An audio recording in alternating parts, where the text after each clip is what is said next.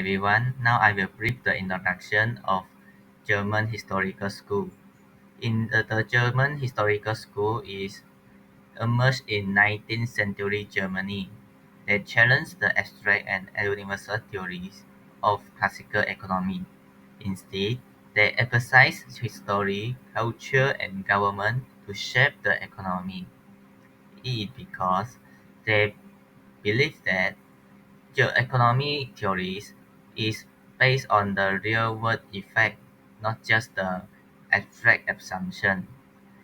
And also, they also believe that economy is to improve, it help to improve the society and fairness, not just the profit and market.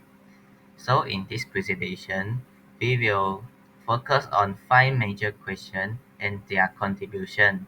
They are Friedrich Wilhelm Roster, and Gustav Smoller.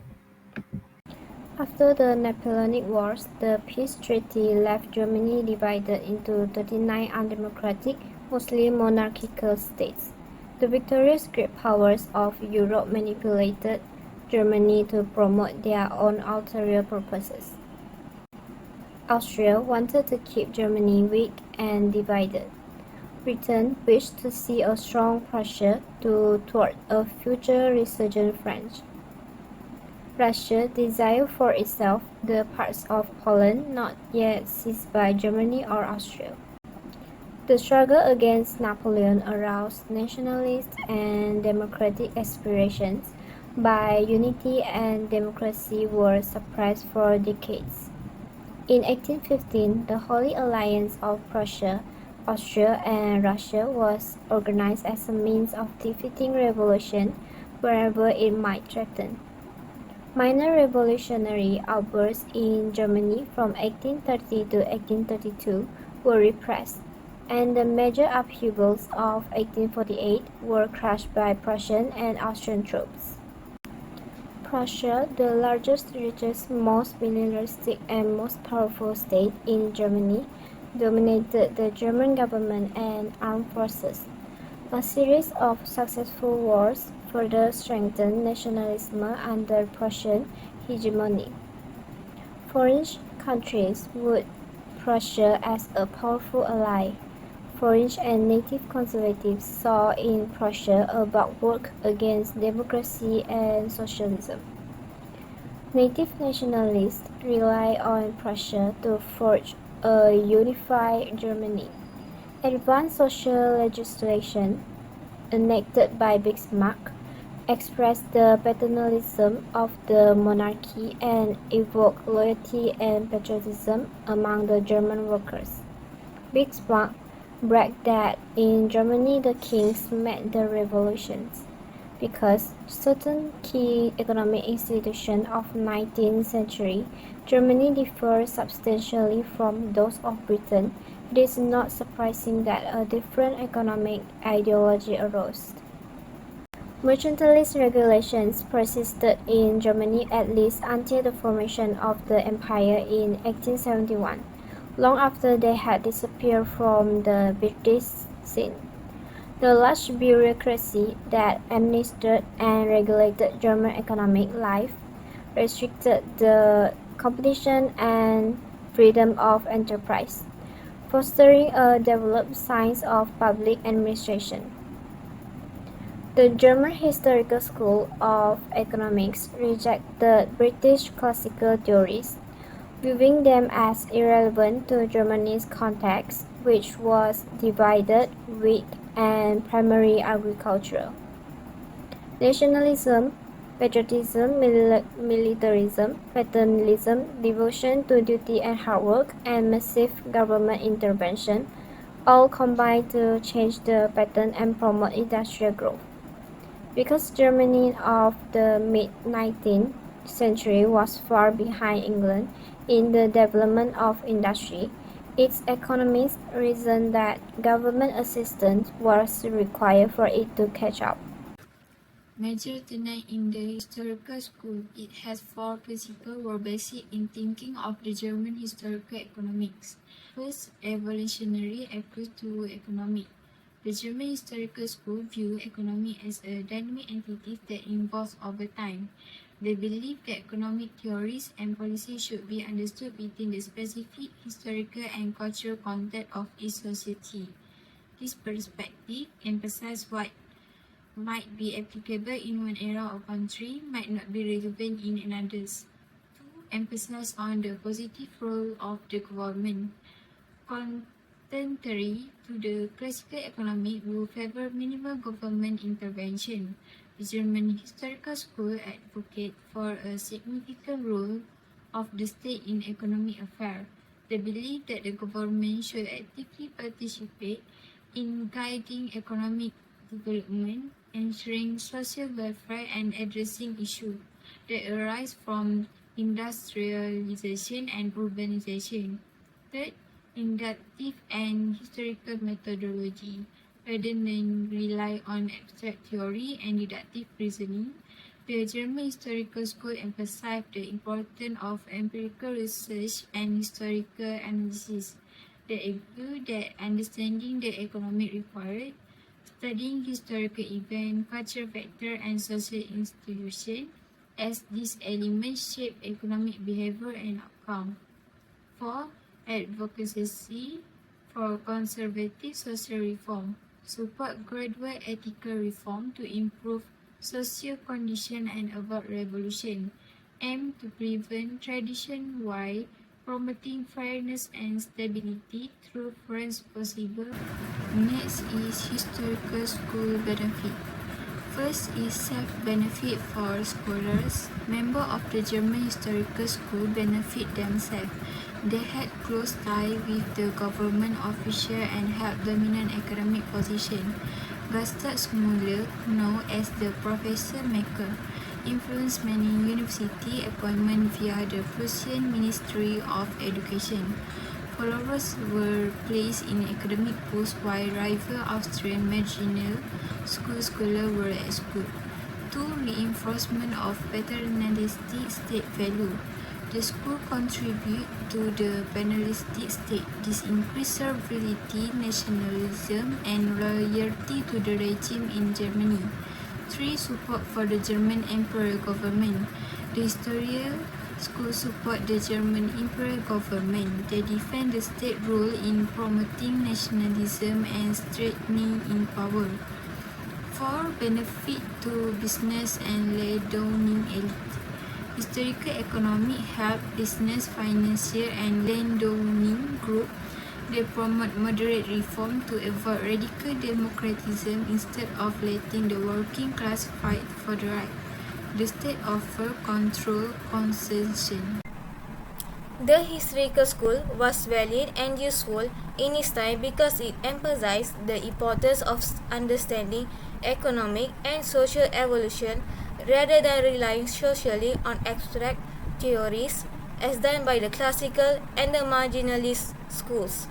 For example, it has explained why Great Britain strongly adhered to the laissez-faire policies in the 19th century but significantly departed from them in the 20th century. This shift cannot be explained without considering historical and environmental changes.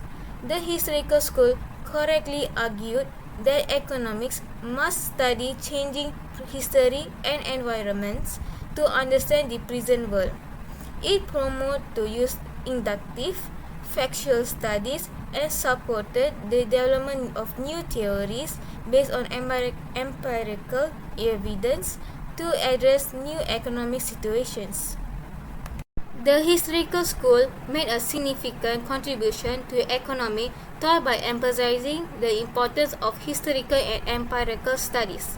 Their central belief was to truly understand current economic realities. Economics must analyze how societies and economics have evolved over time. This approach led to the development of an inductive method which relies on the factual observation rather than pure theory. Over time, this method has become widely accepted and is now seen as a complementary to abstract deductive reasoning.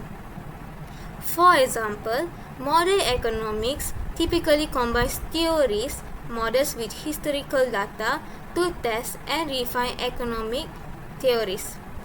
This historical school also highlight the limitations of relying on the distant historical data, arguing that rapidly changing social and industrial conditions make recent history far more relevant for solving today's economic problem.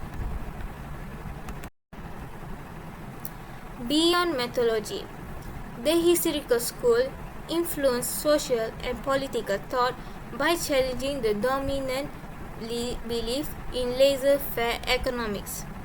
They correctly recognize that unrestricted free enterprise does not always lead to the best outcomes for society, and that for government reform can help to avoid social unrest caused by widening class divisions.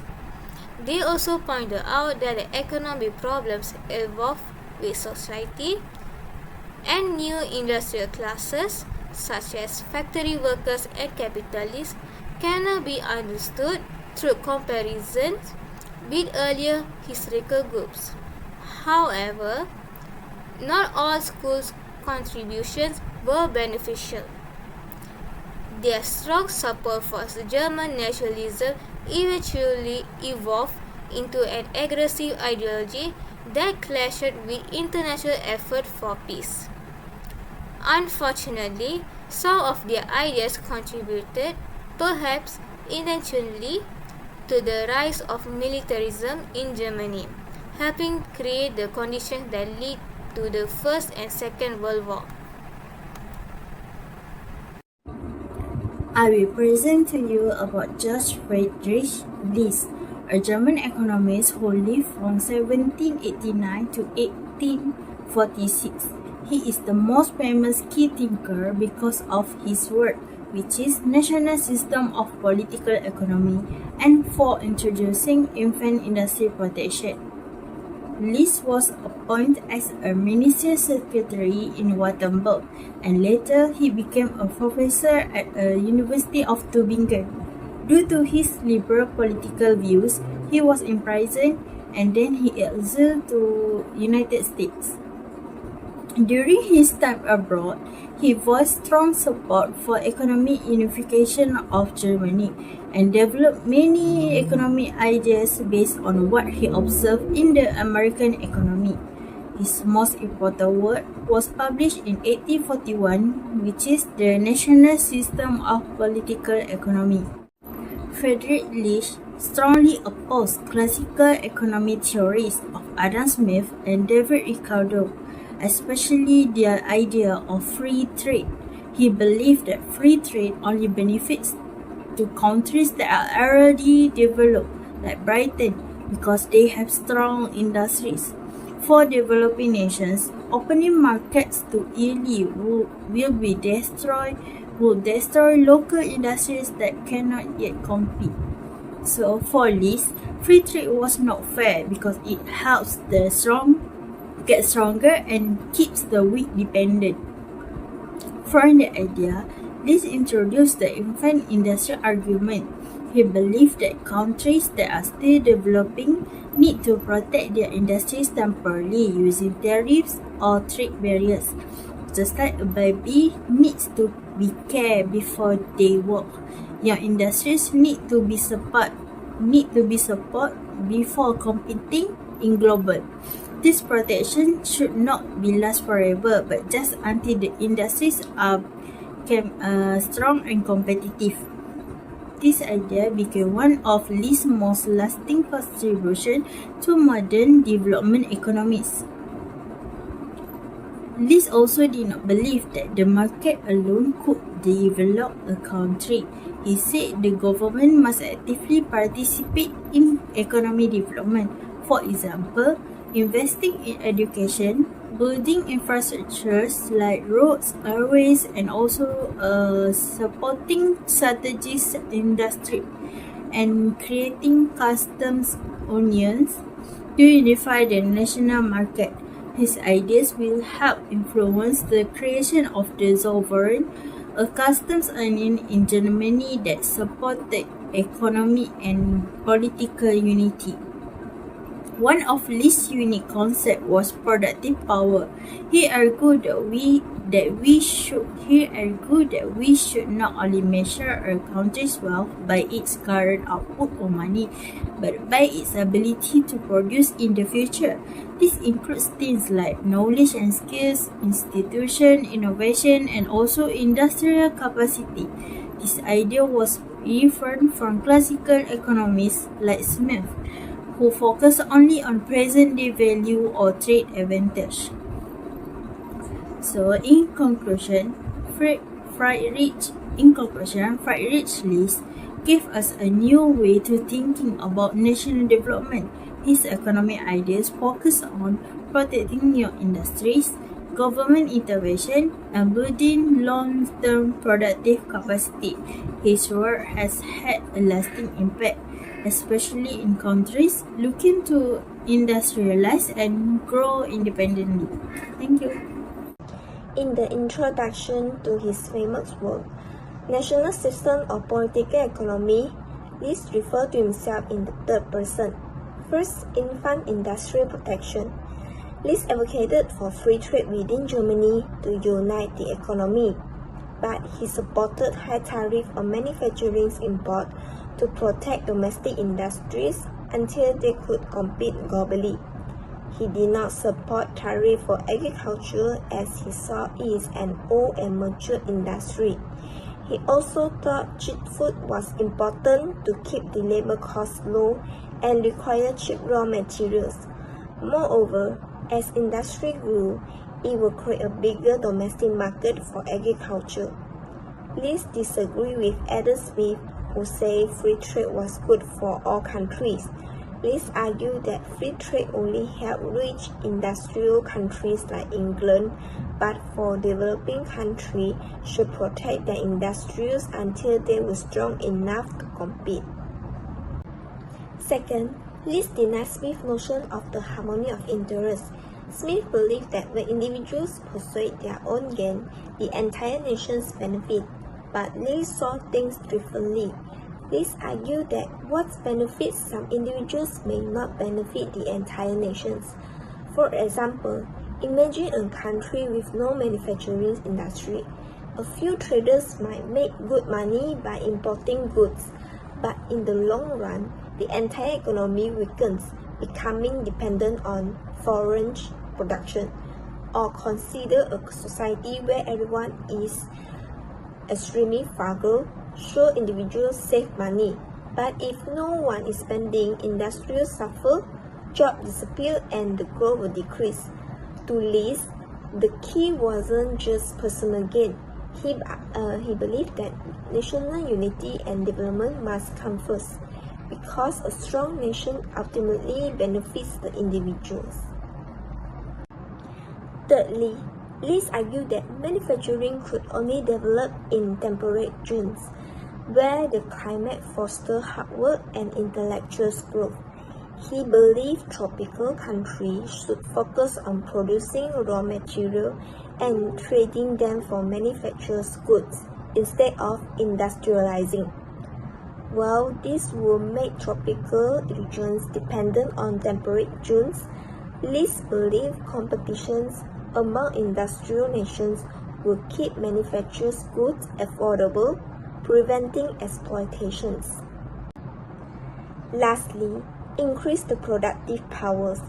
According to List, in some cases, military protections, wars, and even war debts could increase a country's productive powers. Take England as an example. List observed that during times of war, England ramped up its industrial production to such an extent that the economic output generated by the war effort actually exceeded the cost of the war itself, including debt repayments. How did this happen? Well, producing military supplies means shipping goods abroad, which not only stimulate domestic industry but also disrupt foreign competitors. This gave England an economic advantage, reinforcing its industrial dominance on the global stage. In his view, to List, war wasn't just conflict, it was a catalyst that, under certain conditions, could strengthen a nation's economy and reshape global power dynamics. Wilhelm Roster from 1817 to 1894. Background: he is the founder of the older historical school of economics. He is the professor at Göttingen and later Leipzig. His main work is teaching economic science. English version: Principles of Political Economy on 1878. He sought to supplement classical economics by not replace it like the younger historical school. Wilhelm Roster's views and contributions. First is historical method. He emphasized studying the historical development of economic life. He believed that national economy should be understood in relation to language, religion, art, science, law, and the state and economy. He rejected purely abstract theory, advocated combining history with theory. Secondly, is state's role. He saw the state as central in shaping national economy, which is the greatest economy of all. He connected politics and economics, especially in public finance and legislation. Third is economic science definition. His study of natural laws was governing national economic life and its development. Philosophical outlook. Wilhelm Roster believed no one is purely selfish or purely idealistic. His most views have some validity. Mistakes in economics often came from applying correct measures to the wrong context. Thought historical insight could help resolve political economic disputes. Secondly is theory and practice. He did not reject classical economics but built on it with historical context. He included simplified classical price theory in his work. He believed in the value of empirical data statistic for resolving economic issues. Thirdly is civilization and evolution. His societies evolved from immature to mature and then decay. He advocated humility, which is mature civilization should not look down on less advanced ones. So for my part, I will explain about Gustav Schmoller. So who was Gustav Schmoller? He was a German economist who lived from 1838 to 1917. He was known as the leader of the Younger Historical School, which focused on using real-life history and facts to understand the economy instead of just using math or theory. Schmoller worked as a professor at three major universities, which is the University of Halle, the University of Strasbourg, and the University of Berlin. Through his teaching, he influenced many students, including people who later worked in government and made important decisions for the country. He was also helped shape government policy and supported social reforms to improve people's lives, especially for the working class. Schmoller also was one of the founders of a group called the Verein für Sozialpolitik. This group works to promote fairness and justice in the economy. They believe that the government should help reduce inequality and make society better for everyone. Now let's talk about one of the famous things Gustav Schmoller was involved in, the Methodenstreit, which means Battle of Methods in German. This was a big debate between Schmoller and another economist named Karl Menger, who was the founder of the Austrian School of Economics. Schmoller believed that economics should study real-life facts, history, and society before making conclusions. He thought that understanding the background and culture of a country was important to understand its economy. On the other hand, Karl Menger believed economists should focus on universal economic laws and use logic and theory to explain how the economy works. So the debate was basically about how to study economics, which means Schmoller used the inductive methods, starting with real-world examples and building ideas from them, while Menger used a deductive method, starting with general rules or theories and applying them to situations. This argument created a big split in economic thinking at the time. But in the end, many economists agree that both methods are useful. We need facts and theory to really understand economics. So, after understanding Schmoller's debate with Kamenger in the Methodian Strait, let's now explore what Schmoller actually believed about society and economics. Schmoller thought economics wasn't just about numbers and theories. It should also care about what's right and fair. He believed ethical values and justice should be a part of economic thinking. He strongly supported the idea that governments and social groups should work together to reduce inequality. His main goal was a fairer distribution of income so that the more people could benefit from the economy. He also believed that real economic progress didn't come just from producing more or improving technology. It came from improving society system like laws, customs, and institutions over time. Schmoller rejected the idea that economic systems stay the same forever. Instead, he said that we need to reform our social and economic structures if we want real progress that benefits everyone. Now that we have seen how Schmoller believed in reforming society through fair policies, let's look at how his view on trade and the economy changed over time. When he was younger, Schmoller supported free trade. He believed that countries should exchange goods freely without tariffs or trade barriers. But as he grew older and saw how economies work in the real world, he changed his mind. He began to support protectionism, the idea that governments should protect their local industries by placing tax, called tariffs, on imported goods.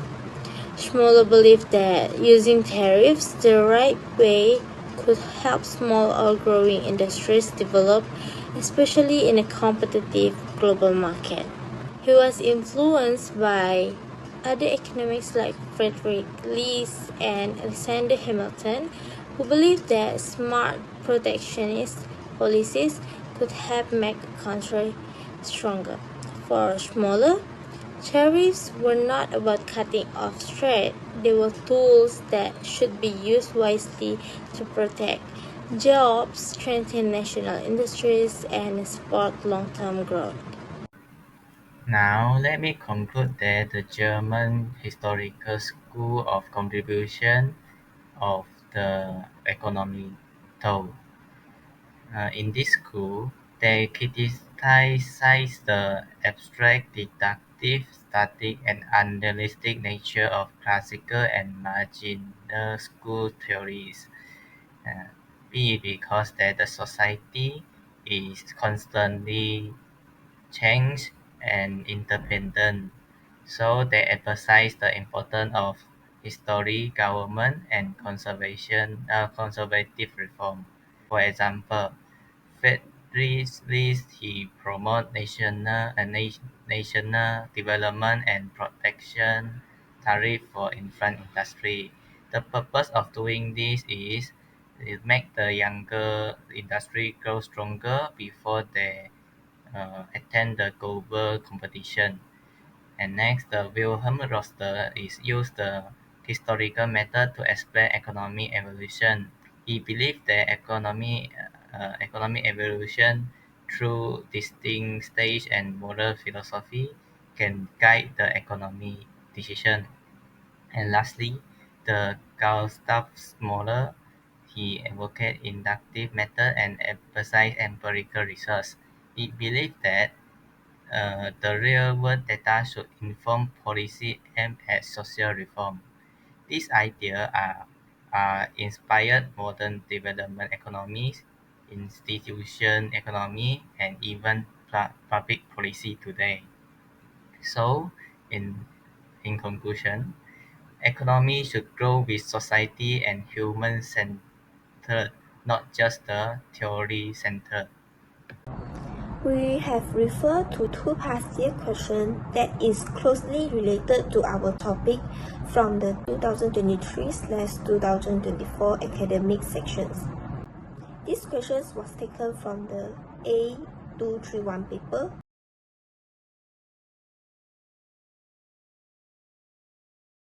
These questions was taken from the A232 paper.